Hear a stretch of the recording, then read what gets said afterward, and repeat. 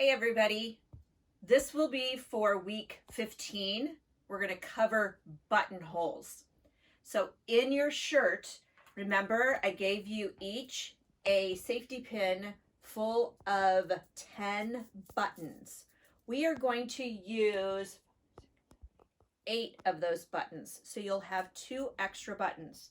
So what you're going to need for this, for buttonholes, is you're going to need a tape measure, some pins, and your sewing machine and how to do buttonholes. So I'm going to show you where to place your buttonholes and how to mark them. You're also going to need some type of marking utensil.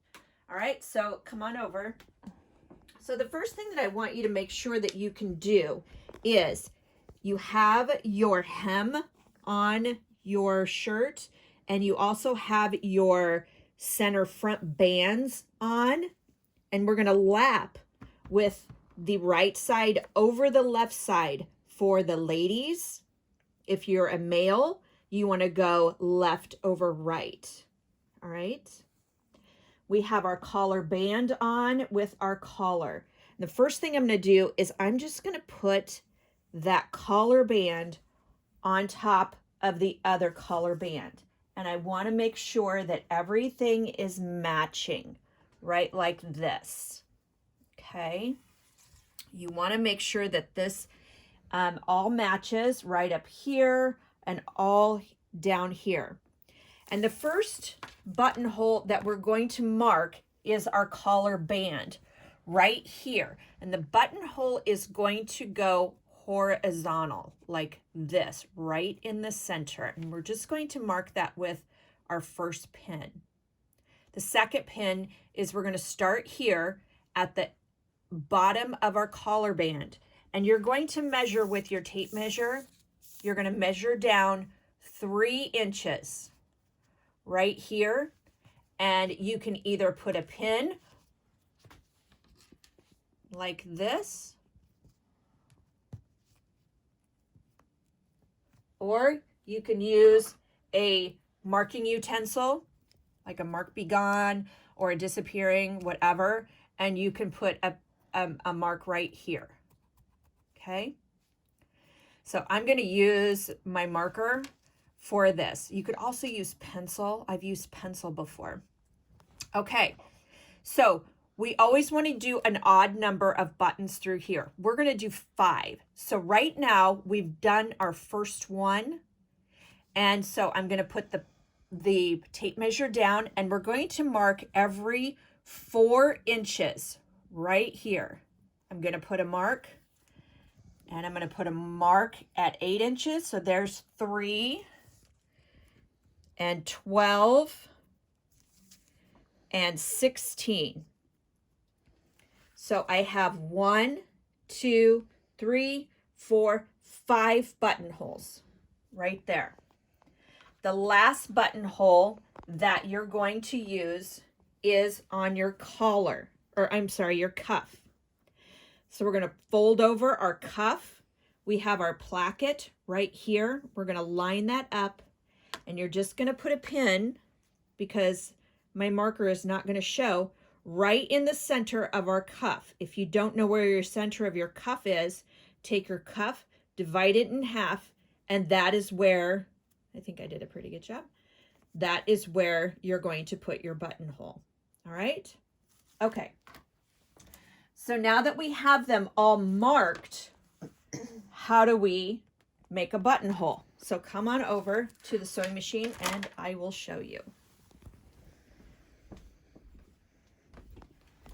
So the first thing you need in your sewing machine is you need your buttonhole foot. And most of you, most sewing machines are going to have a buttonhole foot. You need to revert back to your sewing machine model to see how to make a buttonhole on your sewing machine. This is how you make one on mine. Most sewing machines are going to require a buttonhole foot like this. And how this works is, here's the buttonhole foot, here's the back part, and it goes in and out like this. And what you're going to do is put your button that you're going to use in this part right here, and then you're going to squeeze until it looks like that. That's going to tell the machine the length of the buttonhole. All right, the length of the buttonhole. So in my particular machine, I have my machine all set up. I'm going to go up here to number 18 because that is my buttonhole number. I'm going to remove my foot, and I always put my foot right there. And then in mine, I have to remove that. And then I'm going to attach my buttonhole foot. And where the button is, it goes towards the back. And so I'm going to put my buttonhole foot on. Once again, I'm going to refer you back to your model of your sewing machine. The last thing that I'm going to do, and I think every sewing machine has this, is this right here. You have to pull this down. I can't pull it down because my daughter is right there. You have to pull this down. Oops, and my buttonhole foot just, my button foot, there we go. Pull this down. See how it comes out from up above? It's right there, and I'm going to pull it down. You can see that it has like a buttonhole emblem on it. Okay, so if you get to the side, see, this is where it's going to start, and then this buttonhole is going to go backwards first, and then it's going to hit this other white thing right here, and it says, oh, stop, you got to go to the other side, and then it's going to go forward. That's how a buttonhole is going to do. Now, I am always going to encourage you to make a sample buttonhole. Make a sample buttonhole, and just like marking on your sample where you're going to start, just know that buttonholes go backwards first. They don't go forward like a normal sewing machine. They go backwards. So I'm going to raise my presser foot, and I'm going to just put that right on that mark right there. And then I'm going to let my machine do its job. It's going to do a buttonhole for me.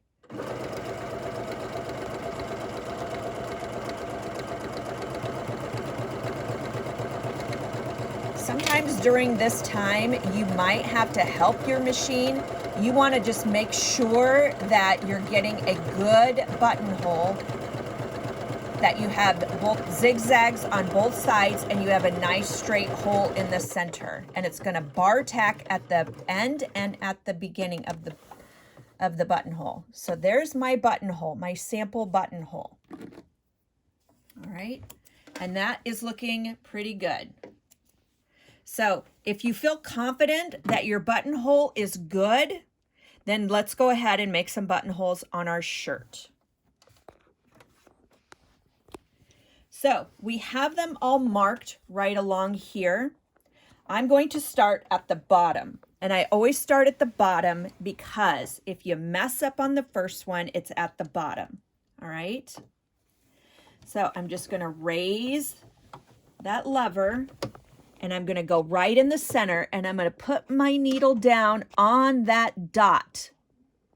And remember, center up that buttonhole foot in the center of your center front band,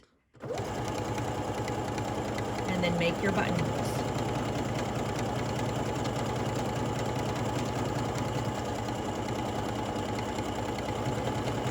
It's going to bar tack, and now it's going to come down the other side, and then it's going to bar tack at the end. There's one buttonhole done.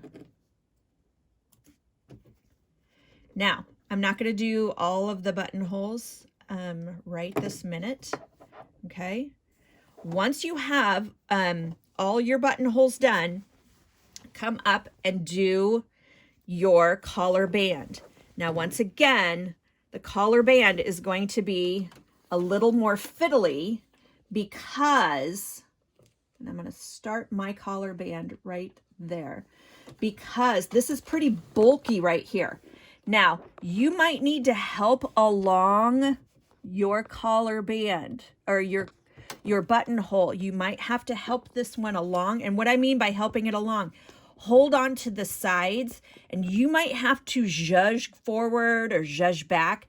You just want to make sure that you're not zigzagging in one place. This is very bulky through here, so you might have to help it.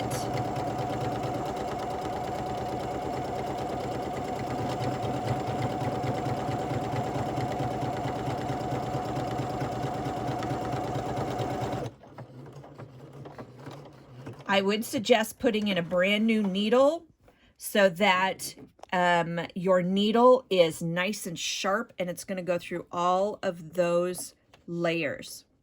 All right, so once we have all of our buttonholes done, we are going to cut open our buttonholes. And here's a trick. I want you to put a pin right down on the end. See, you have a bar tack here and a bar tack here.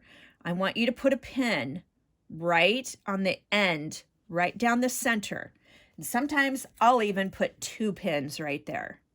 That tells myself that I cannot go past that area with the ripper.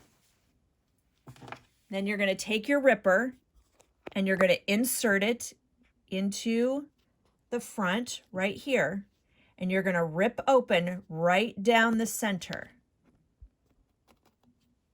And the pins are going to be there to help prevent you going any farther, okay? And if you don't feel comfortable with that, you can also get your scissors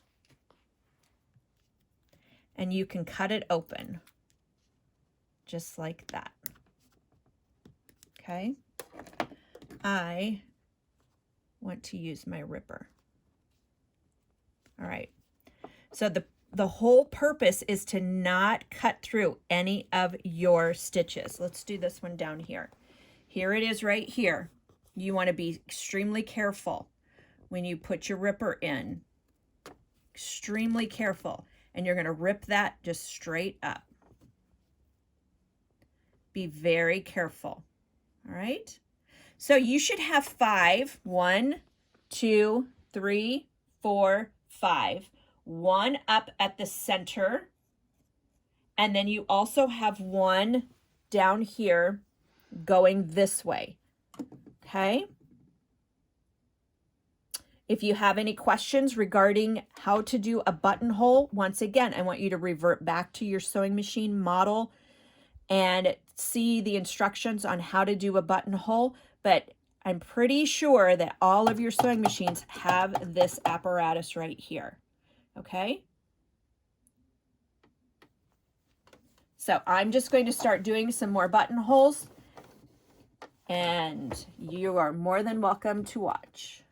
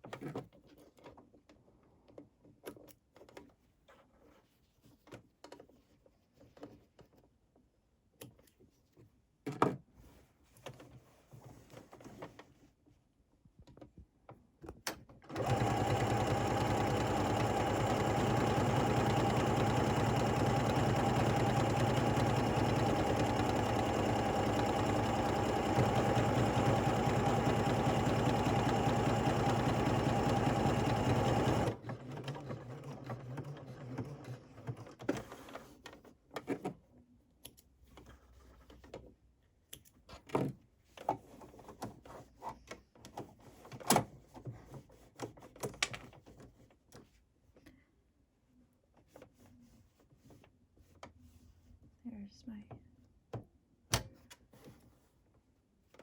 think I've lost.